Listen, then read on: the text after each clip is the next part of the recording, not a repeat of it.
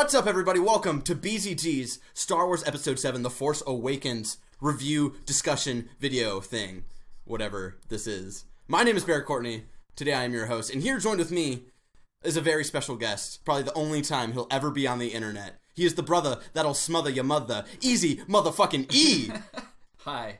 Also known as Eric Courtney. Also known as my dad. What's up, Dad? How you doing? Pretty good. How are you? I'm doing well. Before we get into it, because we're going to talk about a lot of Star Wars. That's the plan. Who knows if we'll actually do that, but that's the plan. Do you want to explain to the people why people call you Eazy-E, or do you want to leave it up to a mystery here? We're going to leave it to mystery. All right, cool. I think it's going to be apparent because I'm so ghetto and like a rapper. Yeah, exactly. I mean, people always ask me where I get it from. I'm like, yeah, my dad, man. Eazy-E. So, yesterday, by the time this goes up 2 days ago, whatever, yesterday, the day that we were recording this, we saw Star Wars not once, but twice. And I even saw it a third time this morning.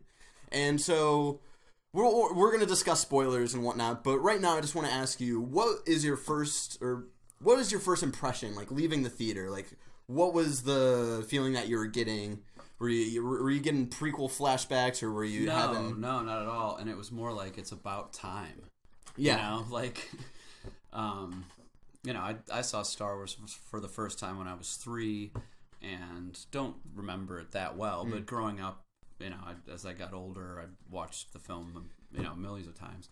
And then when the prequels came out, just the disappointment and the blue balls it gave to all of the Star Wars fans. And me being the dumb child I was like, this is fantastic. Yeah, I mean,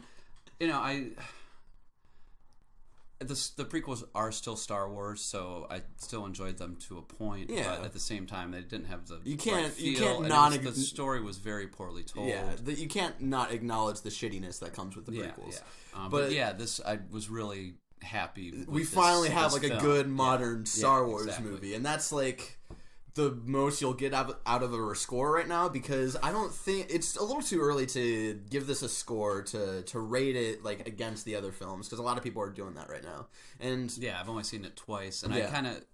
And it took me a third time to actually get a feel of how I enjoy the film. So, and you came in at 6 a.m, so we were up and I saw it for the first time in 3D by mistake. Yeah. This was the story I said on Twitter, like seeing Star Wars again, and someone's like, "Oh wow, you must really like it." I was like, "No, I'll explain why I saw it again. It's because I had texted you like a week ago. I was like, you got 2D tickets, right?" And you're like, yeah. And you went online, and it didn't say 3D when you bought the tickets. Yeah. But when we went in, because this is a theater where you have to reserve the tickets, because they have these dope-ass, like, you can, like, lean back in them. They're reclinable chairs. It's crazy. It's the future. As Raquel says, I will never watch a movie in a sit-up position again. So, let's get down to the movie. Like, right when, like, the scroll started coming. Like, I didn't get teary, but I got very emotional. Where it's just like, excited. Luke Skywalker is missing. Or he's disappeared. Yeah. And that was when I was like, oh. And it was just like that first minute of, holy shit, this is a new Star Wars, and I'm so excited. And the first line I noticed today is like, this will make things right. And that's sort of Abrams talking about the plot, but also talking about like, I didn't notice that in the scroll. I mean, I read the scroll, and Max von Sydow's character says that at the very beginning. If you don't know, Max von Sydow played the villain in Flash Gordon. So yeah, that's like that's the first line said is like, this will make things right. This will begin to make things right. And that's sort of something I noticed with the movie is a lot of people, I feel like you might, if you've seen the movie already, you might be feeling this, or you haven't seen it, and you might leave the theater thinking, wow, I'm disappointed because I want more. Don't confuse that with it being bad. That means it's good. Like, if you want more and you crave there's more to come. Yeah, exactly. And I think it's a startup to a bigger story, and that's what Star Wars was, is you got to look at each original movie as like an act.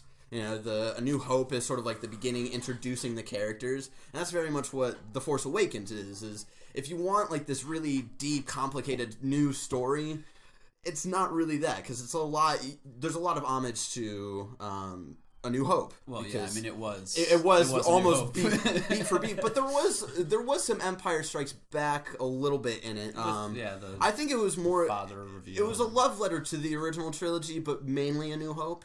And I think they did that on purpose of, let's get everyone this, like, let's give it a feeling of the original trilogy to get, like, all of the original Star Wars fans going. And a little bit of, like, our own new stuff coming in to get new audiences in. And I think when Episode 8 comes out, it's going to be, like, sort of, it'll still have that Star Wars feel, but it'll be, like, its own thing. And I think this was, like, a love letter saying, like, the original trilogy was awesome, and this is our love letter, but now it's time to, we're going to move on after this. Yeah.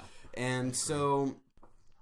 Let's talk about the story is basically beat for beat A New Hope, where you have this droid go down on a sand planet who doesn't have plans to destroy something, but has a map to find the missing Luke Skywalker. Which both sides are trying to get. Both sides, but the new, it's not the Empire and the Rebellions, the Resistance and the New Order. Yeah. And then there's the Republic, which they sort of talk about. We'll get to that. That's like later on in the plot. So BB-8, the little orange soccer ball droid, has these plans given to him by his master Poe Dameron, who's really cool. I really liked his character. He was like this really badass X-Wing. He was the Han Solo. Sort of, but he wasn't like a main character, though. No, yeah, you're right. He was missing throughout a lot of it, and that's, I feel like, a lot of complaints that I've read so far are like, they really pushed a lot of these these characters over to the side because we thought they were going to be main characters. But that's the thing, is just because you think they're going to be main characters doesn't mean they are. Like, a lot of people are disappointed, and we'll get to this a little later. Captain Phasma, which is like the Chrome Stormtrooper. Okay. A lot of people thought like she was going to be like a main villain and stuff, and she was really only in 4 or 5 minutes of the movie. Yeah.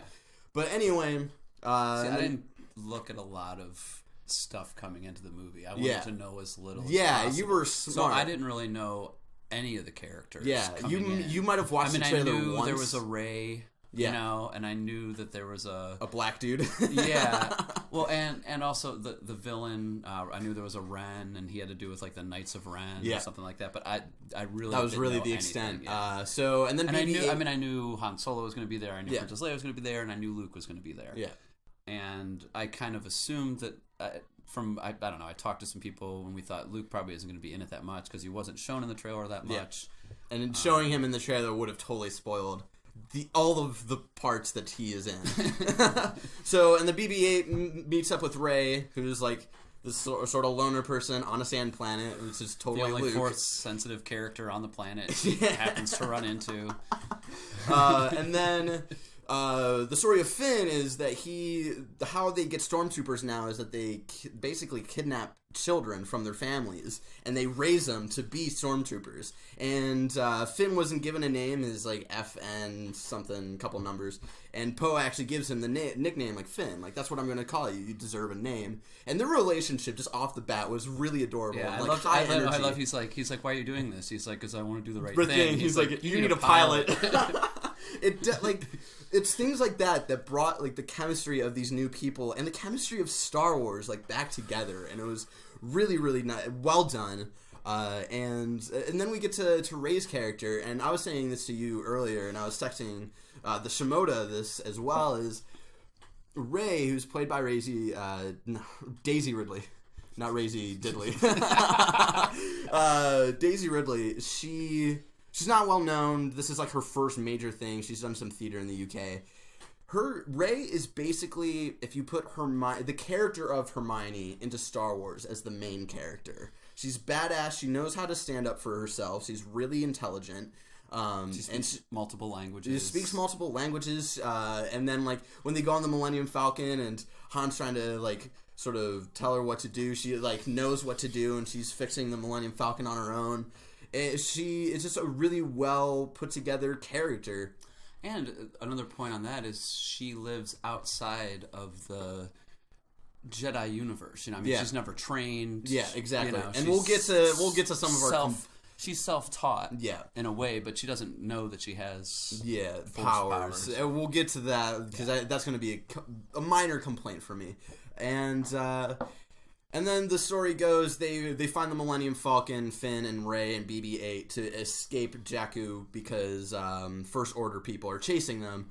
And then conveniently, this is just like a convenient sort of plot mechanic where they got boarded and it just By happened to Solo be and Han Solo.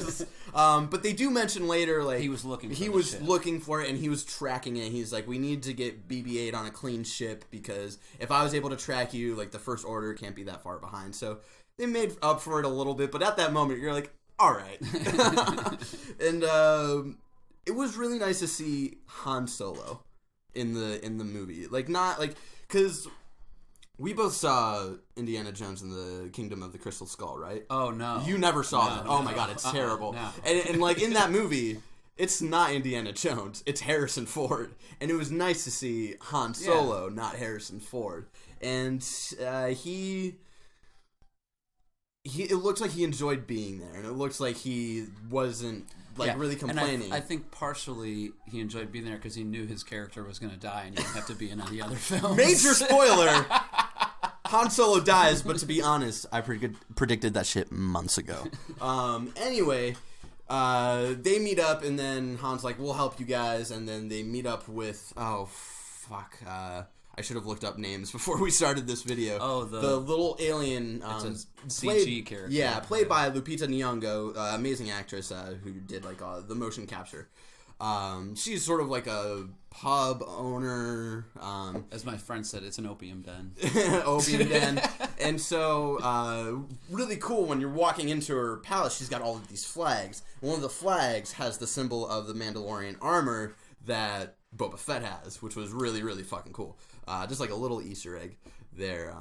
Just to, like, you know, make people reminisce. And there's a lot of things, especially when you're in the Falcon. I don't know if you noticed this, but later on, like, Chewie's shot, and Finn's trying to, like, patch up Chewie. Mm-hmm. At one point, he's looking through a bag, and he pulls out the little ball droid that shoots at Luke, that, like, Luke's training with in A New Hope. Oh, really? Yeah. I didn't notice that. It was awesome. I finally noticed that this morning, and then he accidentally hits the table, and there's, like, the space chest or whatever. And it was moments like... It was weird because, like, the first time I saw it, I was like, oh, that felt really cheesy or forced in. But then, like, the more I watched, and, like, this is my main point of, like, seeing this movie, the more I watched it, the more I really, really enjoy it. Because the first time it was hard to enjoy because we were, like, right there with the 3D, and it was really distracting. Like I was saying to you and Grandma and Grandpa, it felt like a theme park ride instead of watching a movie, because that's what 3D really is. Yeah. So it was hard to really grasp why if I liked the movie or not. So when I first saw that, like, the cheesiness of, like, popping up the space chest or the shooting ball thing, and then just like little homages, the Jedi like training sphere. I think. And then also like Rey, when she lived on Jakku, she lived like in an AT-AT. Which I didn't think was CG. I thought that was pretty cool and funny and clever. And she like had like the Rebel pilot helmet. She was playing around with that. And so after they meet up with their CG friend, the First Order or the New Order, one of those two, they attack the planet because they've tracked Solo and all of them there. And before, like right before that happens, Rey gets a sense of, like, she hears like a child screaming. She goes down into this basement. Actually, it turns out to be her. Yeah, who's screaming in the past. So this was a little. Her parents were kidnapped, or I guess parent-napped. So let's talk about this a little bit. So Finn is leaving because he doesn't want to like help fight. He's sort of being a coward right now, and he's off being trans. I think he realizes he sees things that the First Order is doing wrong. They're just killing innocents. No, yeah, like he's not like scared of like working for them, but he's at that scene where they're at the bar. He wants to flee because he doesn't think the First Order can be defeated. Yeah, so he's leaving, and then right when he leaves, Rey hears the sound, and she goes down to this basement, opens a door, and there's like a little chest. She opens it up, and it's Luke/Anakin's lightsaber. And they totally passed over that, and we knew that the lightsaber was going to be in the movie because in the trailer you see it, and a lot of people were like speculating, how does it come back? Because he lost it at Cloud City and all this stuff, and they really passed over it because she's like, that's a great question. It's for another time. For another time. So maybe it'll be explained, because I imagine she is she was a really clever character and really funny. Like, when you first get introduced to her, she's like, "Where's my boyfriend?" And then Han's like, "Chewie's outside." It's like, that's cute. So I feel like they're planning on having her back, especially because she's being played by Lupita Nyong'o, who is, you know, an Oscar winner and all this stuff. So they want to try to keep her on board. And so anyway, Rey touches the lightsaber, and she gets like this weird flashback flash forward sort of, because it's almost like when she runs. She has a vision, basically. She runs into Ren. Yeah. At one point in that. Yeah, out of body sequence. Yeah, and it's almost it's like that. Planet. It's almost like that time when, you know, Luke goes down into the cave, the dark cave, yeah, the Force cave, yeah, on Dagobah, and he faces Vader. I thought she was gonna chop his mask off, and it was gonna be her.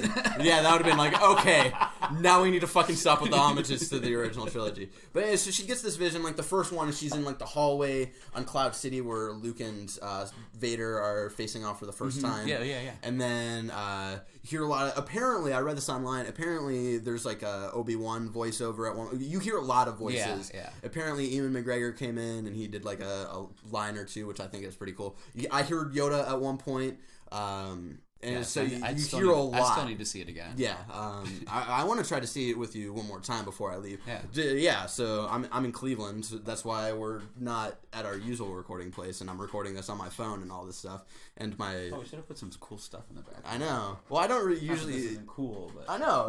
That's why I wanted to set up here, because we got this nice little simplistic setup. Fake grapes up there. Anyway, so she gets like this vision at one point, like it's raining and like Kylo Ren is surrounded by like the Knights of Ren and all this stuff, which I think is really cool and I want to learn more about.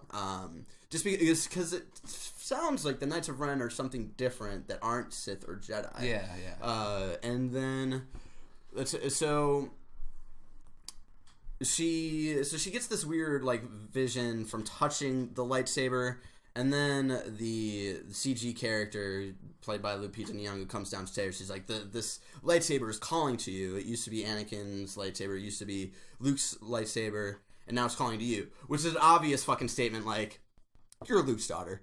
Yeah. And I don't know how. I haven't read any books outside of the Star Wars universe. Yeah, it doesn't matter, because most of the books aren't canon anymore. Well, yeah. But, like where Luke goes from episode 6 to here. Yeah.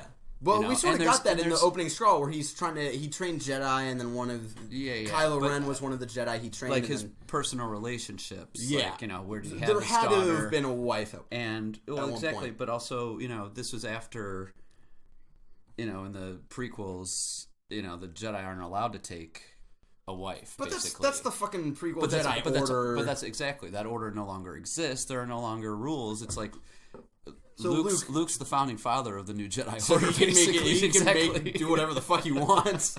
So yeah, it's like because the Jedi are basically a religion, so he's like sort of Jesus number 2, where he's like, I can make up my own rules. No, he's like the Mormon creator. Joe Smith. Yeah, I can do whatever the fuck I want. I found these scrolls. Anyway. So that was an obvious nod, like, you're Luke's daughter, because why would it be calling to her, like, this random girl? Yeah, I think she is definitely a Skywalker. So we'll probably learn that maybe in episode 8, definitely by episode 9. And so the First Order attacks, and then she faces off with Kylo Ren, and Kylo Ren has like really cool, like they showcased like the Sith powers really well in this episode, where even at the beginning where Poe tries to shoot him and he freezes that like laser in midair. That was really cool. Really cool. And like also like froze Poe in a way that we've never really seen that before, and he does the same thing. Almost paralyzed. Yeah, and there's no defending yourself. He also does a thing that reminded me of Lord Voldemort more so, and not of like Sith Lords, is that usually Jedi and Sith from like the movies and stuff, like they can usually sense like how someone's feeling or all that stuff. They usually can't like read your mind. And Kylo Ren can do that while also torturing you. Yeah. And those had some really good sequences. And so he kidnaps Rey because he finds out that she has seen the map to find Luke Skywalker. And So he takes her to the base, and he's torturing her and trying to get the memory out of her, basically. And then she starts to fight back, and this is where it gets weird. Like, she obviously is a member of the Force, and the Force is strong with her. But out of nowhere, she has no training whatsoever, which was like a little weird. And they do mention it, like he's like when she escapes, Kylo Ren, like she's just discovering her powers. And, like, the longer it takes us to find her, the more danger. Every minute she's missing, she's gonna get stronger. Yeah, but it's like really. And then the weird thing about it was, like, no one told her that Jedi mind tricks were a thing, and like when she was locked up, and she told that stormtrooper to, like, you're gonna let me go. You're gonna let me go, and that scene by itself was cute and fun because, like, it took her a couple of times to do it. Well, I think it didn't work until she actually was able to make eye contact. Yeah. So that was by itself it was a good scene, but it was also like maybe she read about it because we don't know much about her past because she knew about Luke Skywalker. Yeah, exactly. So like maybe she's read about or heard about like Jedi mind tricks, or maybe she was just trying it out. But there was no context given for that. So for me, it was I don't think she could have read about it because the First Order burned all the books. Right. So and then Finn and Han meet up with General Leia and C-3PO. And C-3PO's like introduction was hilarious, where it's like main focus on Leia, and he sort of like pops it in the frame. Just like, oh, Han Solo, do you remember me? You might not recognize me because I have this red arm. Yeah, C-3PO, like, I didn't realize that R2-D2 was barely in the film. And I didn't realize Well, he was sad. He was sad. We'll get to that. So C-3PO came in, and I didn't realize until he came in. I was like, oh man, I really miss 3PO, and just like his natural humor at being the sidekick. And but there was a comment made by C-3PO where they're trying to.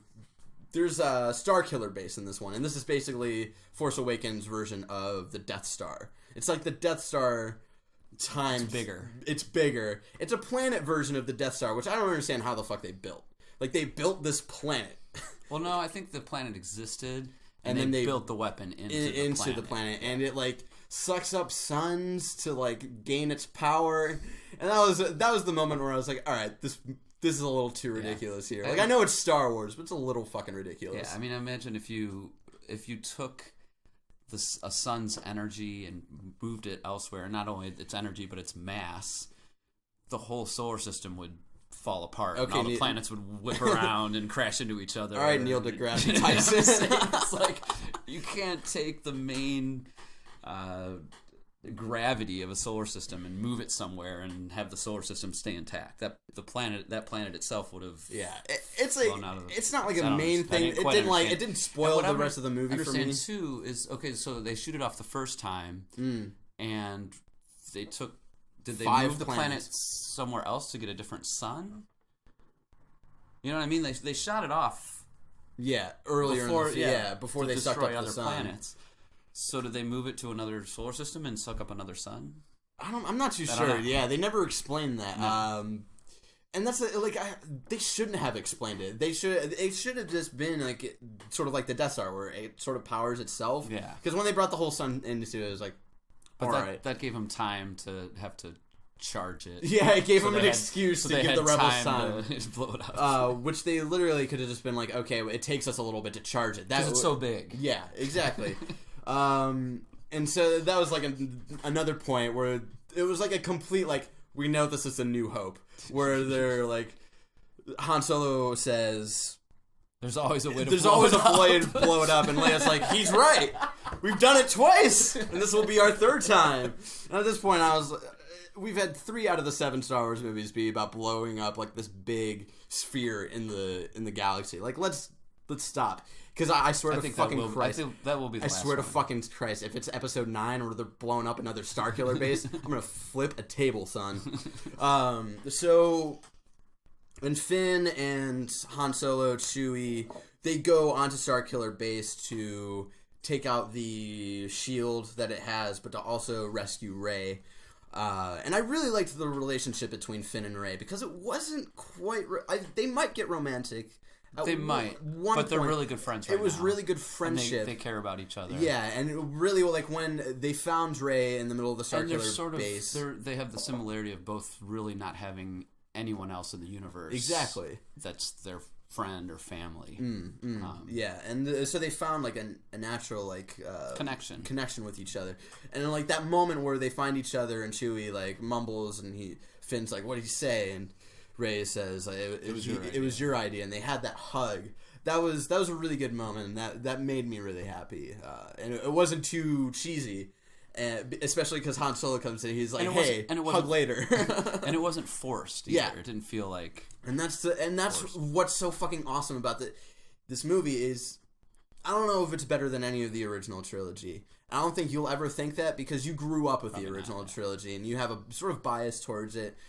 Because you grew up with it. And this is the first time, like, me growing up, being alive, where a good Star Wars movie has been released. So that's why I feel more of a connection, in a way. Including the re-releases in 1997. So, you know, I have a really strong connection, and I don't know if it's better than any of them, but I like it as much as I like A New Hope. It's fun, it introduces all of the characters well, and it lets go of a certain character, and this is where we get to Han Solo dies, and Kylo Ren is the son of Han Solo and Princess Leia. And after watching it for a third time this morning, and I liked it, like, wait, this is one of those movies, like, the more every time I see it, I like it a little more. You knew it was going to happen when it was happening. Yeah, like he went to talk to him and he pretended like there was no music playing too, and it was like this total quiet scene. And this was the cool part. I don't know if you remember this. He goes up and Kylo Ren's walking on the bridge, and he says Ben. Yeah, as in Ben Kenobi, and I thought, as in Ben Solo, which is probably his name. Yeah, but. I like to think that it was maybe named after Ben Kenobi. Well, no, I'm sure he was. Yeah. I'm just saying his name was Ben Solo. He was calling him his original name. Yeah, no, I know. But that was like a really good moment, and just like him walking up, and there was this conflict, because Kylo Ren talked about earlier in the movie when he's staring at Darth Vader's helmet, where he's like, I hear the light calling to me. Yeah, like he was conflicted. And he was also saying that he feels like the new Emperor... consents Supreme Leader Snoke. Yeah, Snoke. He feels like Snoke can sense that he has this conflict, and he's trying to hide it, obviously. Yeah, exactly. And so there was this sense of conflict. It wasn't like when, like, even though we knew it was going to happen, like, maybe some other, like, general audience might have hoped, like, oh, maybe he's actually going to turn to the good side. It's the first movie in a trilogy. Like, it's not going to happen. So... it comes up and it's like this really tense moment, and it almost seems like Kylo Ren's gonna hand Solo his lightsaber, but then he like starts grabbing on, like Solo's trying to take it away from him, he starts gripping it and he turns it on and puts it into Han, and I didn't get teary-eyed right away. Like I knew it was gonna happen, I knew he was gonna die, but it was when he fell down into the abyss of the planet. I was like, because that's like in movies and stuff, when there's no body to recover, that's when it always gets to me. Because I usually don't cry at deaths. The one movie that I can remember of now where I actually did cry of a death is actually, weirdly enough, Goblet of Fire. Who's the kid who dies at the end? Cedric Diggory. Cedric Diggory. Because the dad at the end, where he's like, that's my son, that's my boy. When the dad gets all... Yeah, that's when I got teary-eyed. I was like, fuck. Because, you know, I watch so many movies. I'm so used to death. But just knowing that there's no body to bury, and just like the sense that Solo is gone, and seeing him disappear, it was really, really upsetting. And then Chewie like freaks out, and that's when another point where I got upset. And Chewie like shoots Kylo Ren, and I was like, "Fuck! I don't want to live in a universe where Chewie has to live alone in the universe without Han Solo."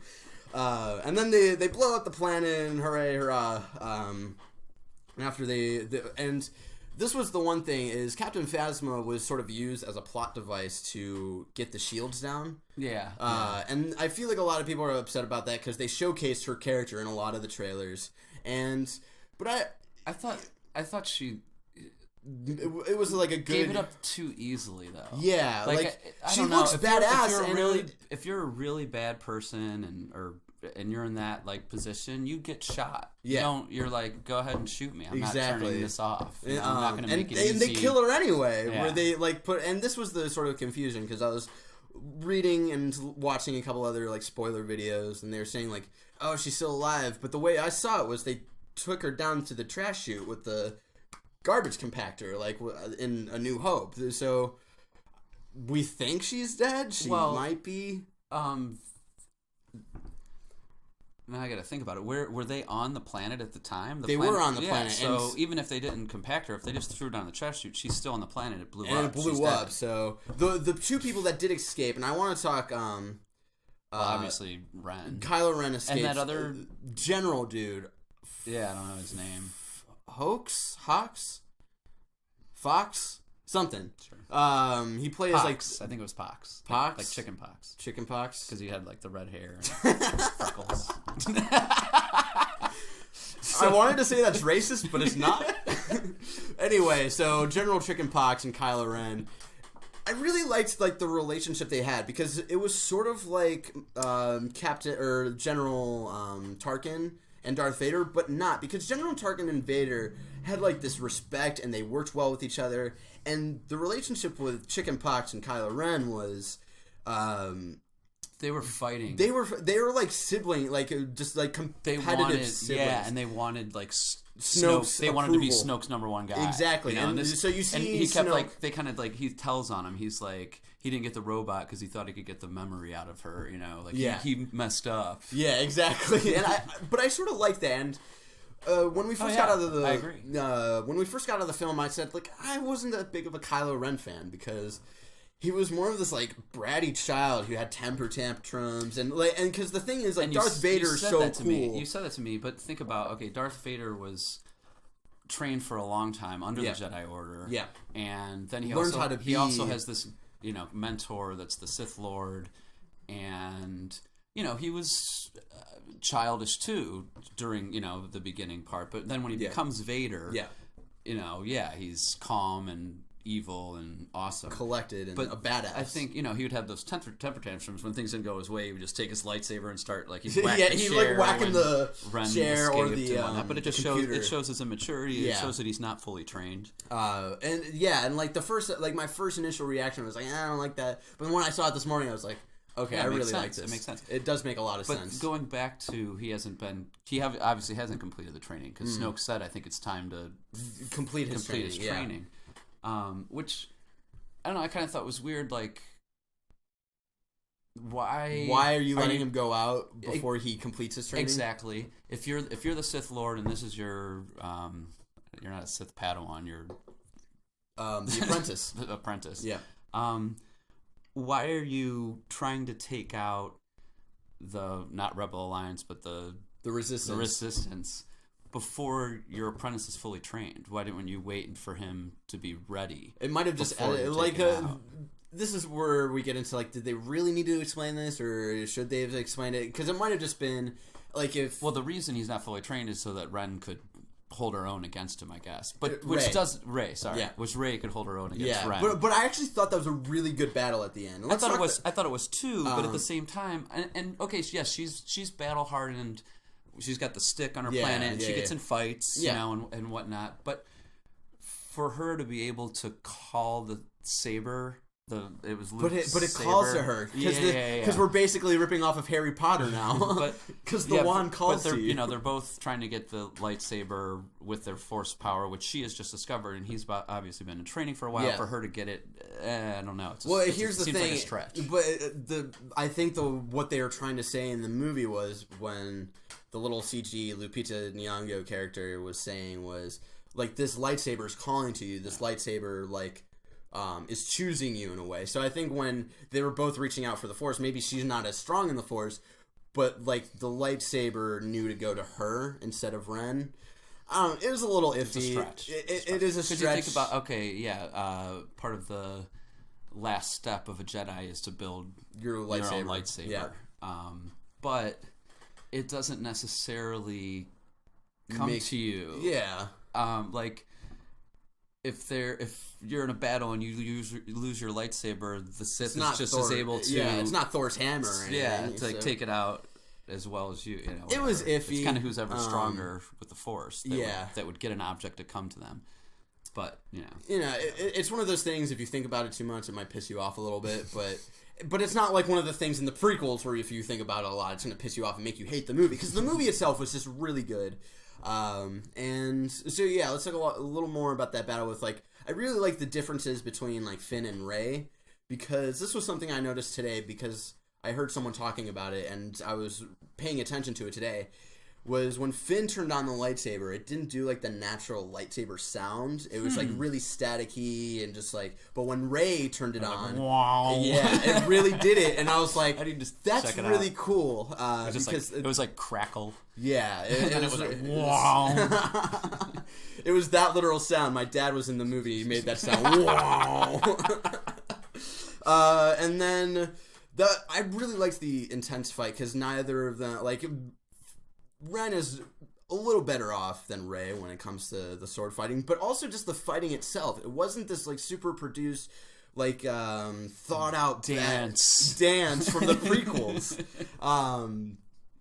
It was like this raw, like, emotion filled sequence. It reminded me a lot of Return of the Jedi, where Luke is just trying to bash at Vader, and it reminded me a lot of that, and that's why I really... That's when the movie pulled together for me. Like, even the first time, I was like, I don't know, like, how much I liked it coming out of the first time. But it was that moment where I was like, okay, this is really starting to pull together for me. And I really like that the fights have been brought back down to grounded. I don't know if you have any more thoughts than that with the lightsaber fight, at least. Well, I mean, I think, and if the ground hadn't split apart at that point, it looked like Ren was winning that. I mean, she was going to kill him. Sorry, Rey. Why do they have to make him so similar? I know, and that was like the one thing. Like, even after a little bit before the movie, it's R-E-Y and R-E-N. Right? Yeah, I mean, or no, it's R-A-E because Rey is Bae. Oh, boo.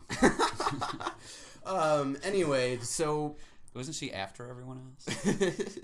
Boo. He just found out what bae means today. You also learned what lit is and sus. It was brick. It was totally lit. Well, brick isn't really. Brick isn't real, but kind of funny. Over at youtube.com/kindafunny, they try to make it real. Anyway, so I really like the groundness of the fights throughout the whole movie too, because the one part where Finn, they're on, like, the planet with the opium den or whatever, and he's fighting the stormtrooper who has got that, like, electric thing, and that was, like, a really, like, cool, grounded fight, because he still didn't know how to use a lightsaber. Yeah. Especially because it was really funny seeing him use the lightsaber at first, because he went up to a stormtrooper and went like this, and I'd never seen someone use a lightsaber like that, and that was when I was like... Well, no, I've seen do that move. But, like, he went up, it was like almost like an assassination move where he, like, he went up to his shoulder and, like, sort of stabbed him in the stomach. I do like that. Like, the Emperor uses that move a lot, where it's a quick, like, hard jab. to defend. It's harder to defend than coming from the side. Yeah. Because it's basically jousting. That's what lightsaber fights are supposed to be, is sort of jousting in a way. But anyway... The ground breaks and all this stuff. They get separated. Kylo Ren and General Chickenpox live. And they go and travel to Snoke. And Rey comes back with Chewie and BB-8 and Finn, who got really messed up at that fight. Because Finn originally, in the last fight, has it because Rey has been knocked out. Yeah, and then Kylo Ren sort of gets him in the back. In the back, yeah. So... He gets messed up in the back and he gets knocked out, but Chewie comes in and they get together and they fly away. And which reminded me of like when Luke got his hand cut off and he's like in the back of the Falcon and Princess Leia is like fixing him up, but it's like the characters' names I'm still shady with. Rey? The Stormtrooper. Finn. Is like getting fixed up.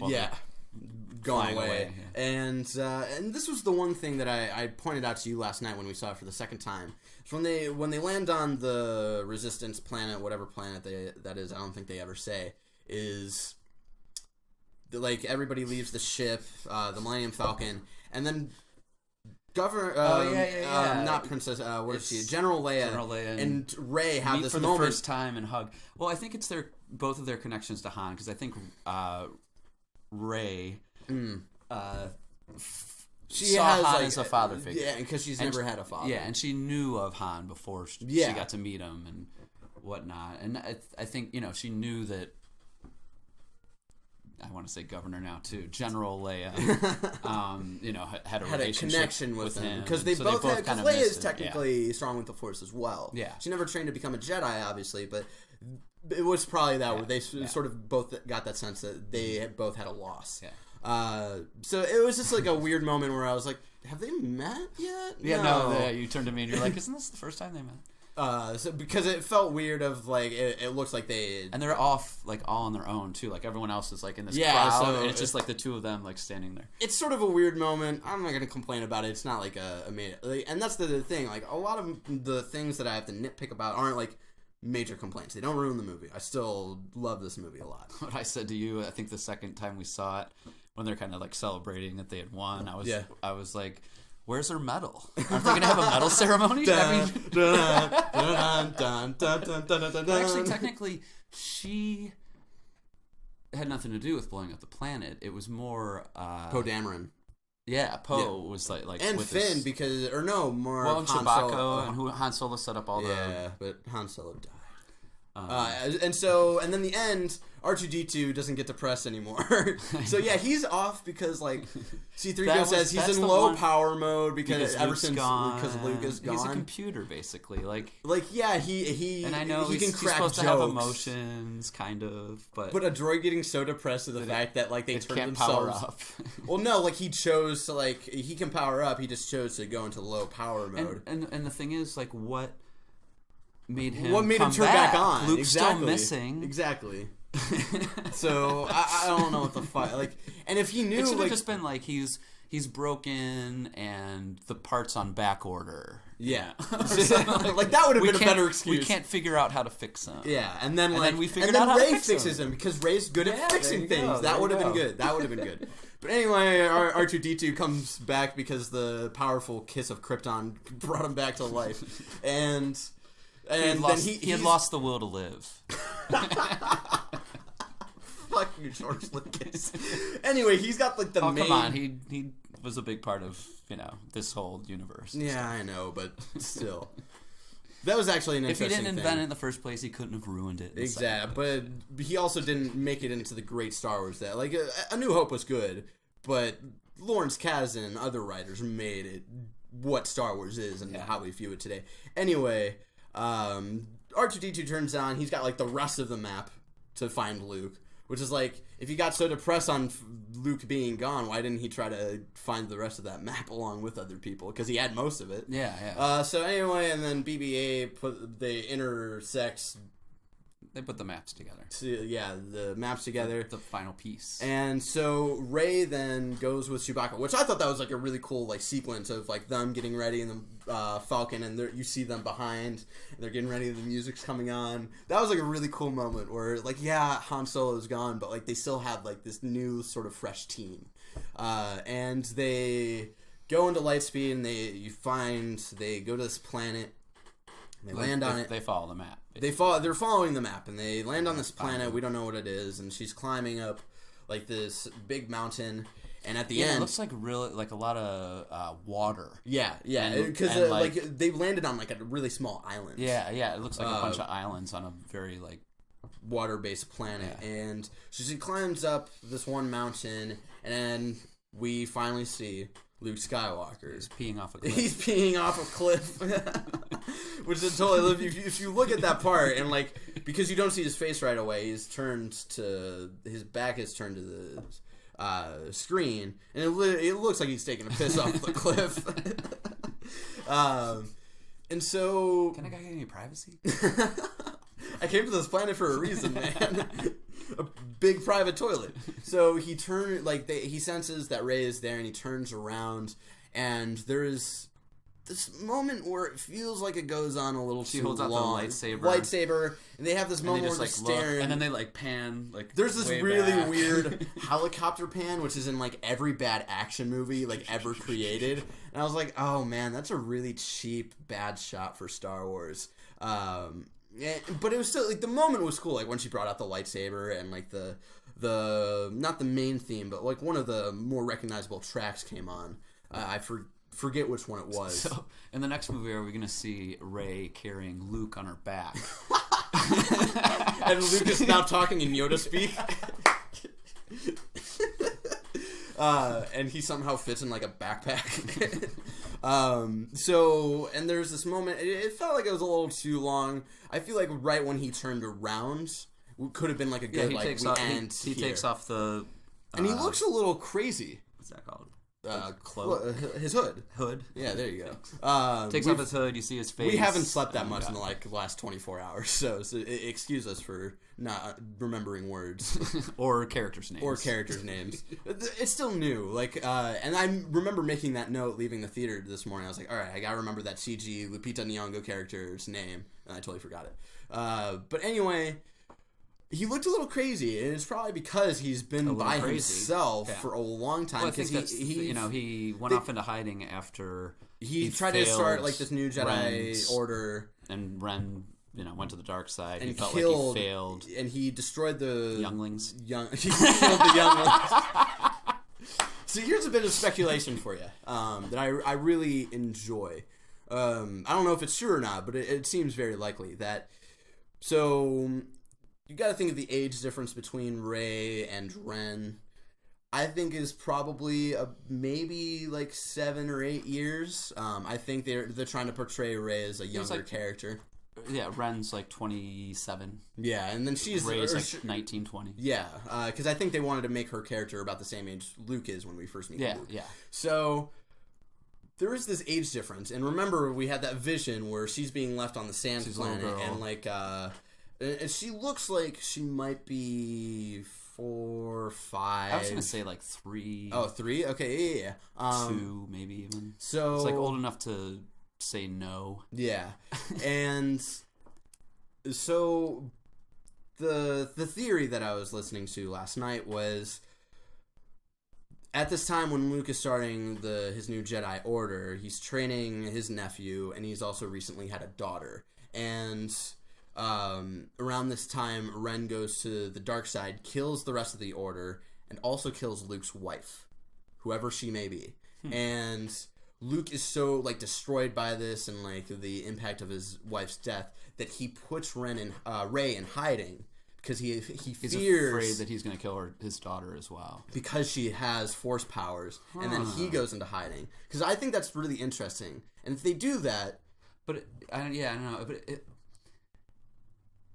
when she has that flashback, and it's only like it's like 2-3 seconds. Yeah, is someone holding her arm? Someone's holding her arm. And she's reaching out and you see this so sort of weird spaceship. Okay. Yeah, exactly. Because I don't think it's her parents being kidnapped or anything. Because there was no moment where she's says yeah, my mom looks like this. It sort of seems like she knows her family has abandoned her in a way, but she doesn't remember them. Yeah, and she thinks they're coming back. Yeah, we're going out for cigarettes, and we're going to come back 19 years later, and we're going to ask you for a lot of money.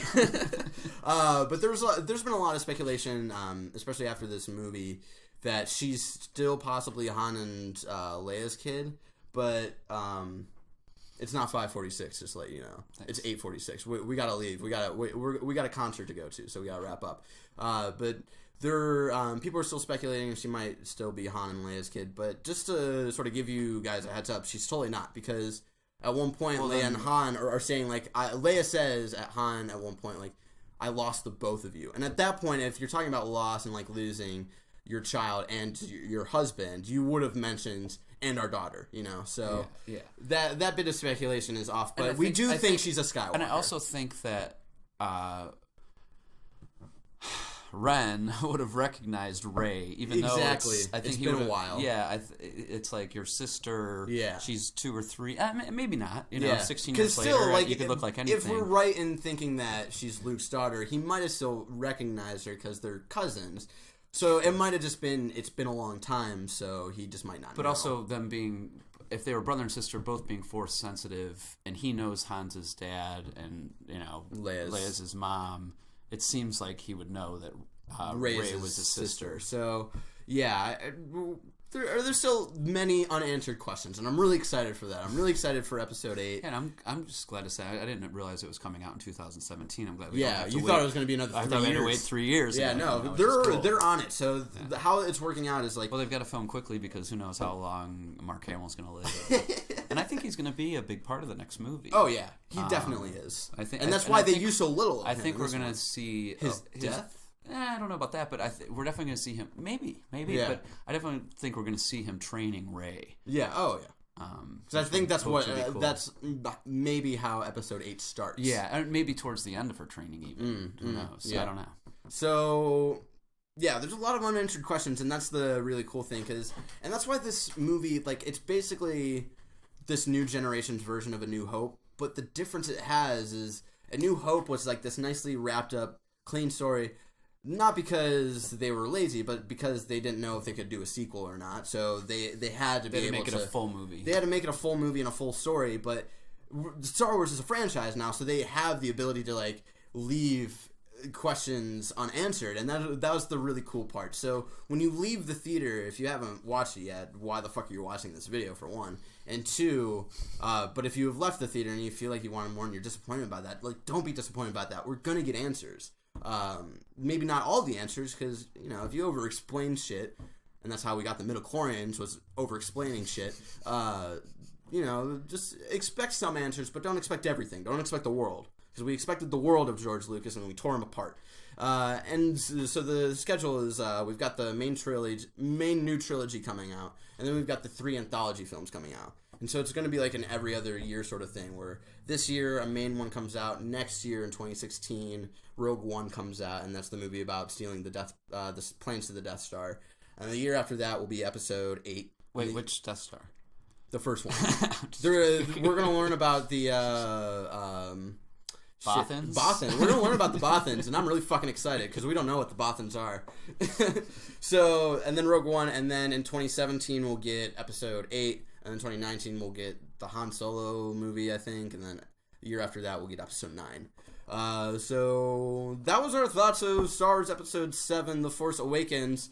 I don't really want to give it a score yet. I might do that. We might do that on an episode of Talking Shit, where, you know, I get Ricky and Henry and we talk about their feelings, because I'm sure they want to talk about it as well for the show. So we'll talk about Force Awakens again, and they might want to give it a score, so we might do it then. And I think it's way too early to rank it amongst the other films. Well, it's definitely better than the prequels. I saw it once in 3D, and then when we went at night, we were in the first row, and we were I was having trouble asleep. staying awake, which I thought was funny because it's The Force Awakens, and I kept nodding off. But just at the beginning, I think like after the first like half hour, I got like enough 1 minute naps that I was awake. I was doing it as well. Where like, but it wasn't like we were missing important stuff. It was like little like sort of just like couple lines we like doze off. Because we had been up since like 6 in the morning. We're not used to that whatsoever. And I think I had like 4 hours of sleep. I went to bed at like 2 and got up at 6. And you're crazy, was up all man. Day. Anyway, that's our thoughts on Star Wars Episode 7, The Force Awakens. What are your thoughts? Leave them in the comments below. I'm sure you guys have like all your different thoughts. And if you didn't like the movie, why didn't you like the movie? I don't know. I think there are definitely reasons of why some people might not like the movie. But, you know, your opinion is yours. I don't know where I'm going with this. I gotta wrap up this video. It's been a while because I'm used to like recording videos every week, so I'm like, okay, I'm on it. I know how to wrap up videos, and now I don't know how to do it anymore. Anyway, if you like this video, like that like button, share with your friends, subscribe to our channel for more videos about Star Wars, because we talk about Star Wars all the fucking time because we're fucking nerds. And anyway, thank you so much for joining us. If you want to keep up to date with what we do here on BzG, you can always find us on Twitter. I'm at Twitter. All of that is right here for your enjoyment. If you want to find this guy on the internet, too bad. Eazy-E out. He is not on the internet, and that is the most you'll ever see him on the internet, was this last 54 minutes. Because he doesn't do the Facebooks, he doesn't do the tweets, he doesn't even do the Instagrams, or any of it. So too bad. It's the last you ever get to see of him. Anyway, thank you so much for joining me. Dad, thank you for joining me for this video. Thanks for having me. Yeah, it was great. Maybe when we talk about The Force Awakens again in the coming months, we'll have you leave like a voicemail like after it's settled with you and be like, oh, this is like how I feel and whatnot, and we'll put it up next to one of the mics. And 5, 4, 6, 3, 2, 1. That's how you rank them? 5, 4, 6, 3, 2, 1? Yeah. Okay. Yeah. 7's not in there, and, you know, we'll take a couple months, and maybe we'll have him call into the show or whatnot. Anyway, thank you so much for joining me today. Dad, thank you again, and thank you for watching, and until next time, have a great day, full of all things Star Wars, much like Star Wars The Force Awakens. Thank you.